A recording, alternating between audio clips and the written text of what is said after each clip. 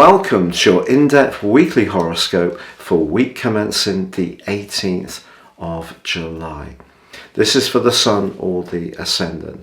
As ever, I'm going to give you the overall strands to look out for.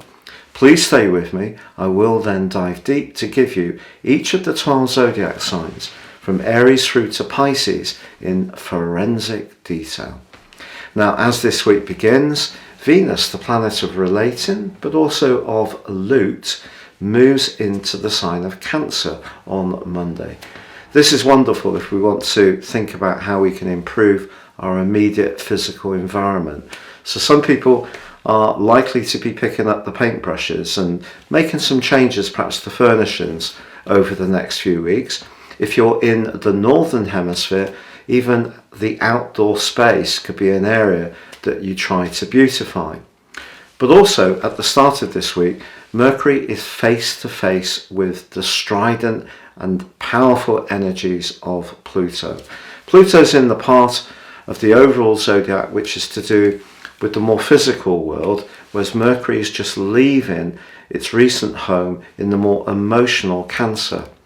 So there could be some kind of intense discussion at the start of this week, but then on Tuesday, as Mercury makes its way into Leo, this is a more outgoing, friendly and affectionate sign, and an opportunity to think more about how we can connect and socialise. With Venus in the 4th house now, gatherings in our home environment could prove popular.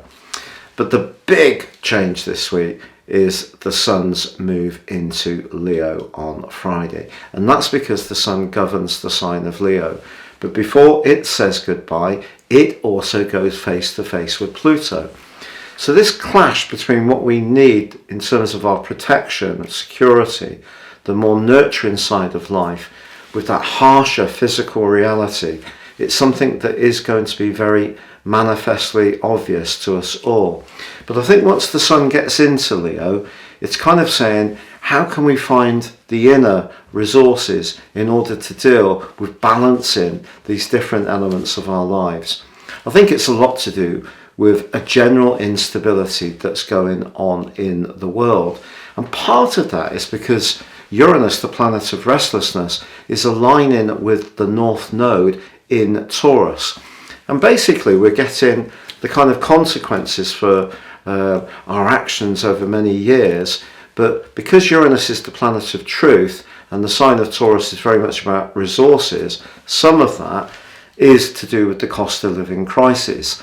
And the conjunction between the North Node and Uranus will peak next week, and I will tell you about that then. Of course, we've also got Mars in the sign of Taurus too, which technically is not its best location, and that can make people a little bit more sort of resentful and outspoken around financial issues. So we are seeing more activism as people push back against any very difficult conditions that they're living in. So there could be a big flavour of that this week, but I think Mercury and the Sun moving into Leo is really saying to us, what can we do to be more creative, more passionate? How can we bring our personality power to bear in order to improve our situations?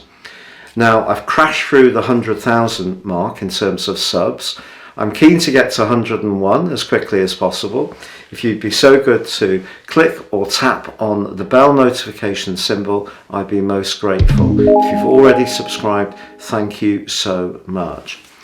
If you would like to ascend above this zodiac broadcast, please give me 3 pieces of personal birth data in time, date and place of birth, and I can give you a roadmap that can guide you for the rest of your life, along with a 12-month personal forecast. All of this is completely unique to you based on your birth data, and there's 30% off with my special package. Please see the link beneath this video. So Sagittarius, your week commencing the 18th of July forecast sees Mercury, the planet of talk and thought, and the Sun arrive in your sister fire sign of Leo. This is house 9. This is quite in keeping with the energy of your own sign. It's adventurous, independent, loving, very much desirous of widening our horizons.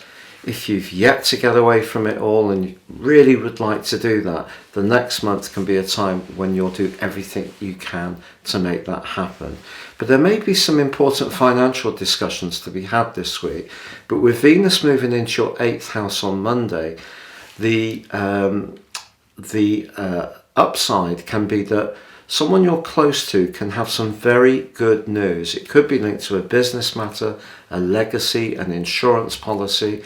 It might not happen immediately this week, but it can over the following 28 days. And that can be something to celebrate for sure. And also your ruling planet Jupiter forges a sparkling alliance with Mercury later this week. And if ever there was a time to sort of show a bit of dash and belief in your instincts, it's on the back of that particular aspect, which can really have some upsides. But with Mars, the North Node and Uranus all very active in your 6th house, I think being flexible about your approach to everyday routines or your work does continue to be quite an important strand.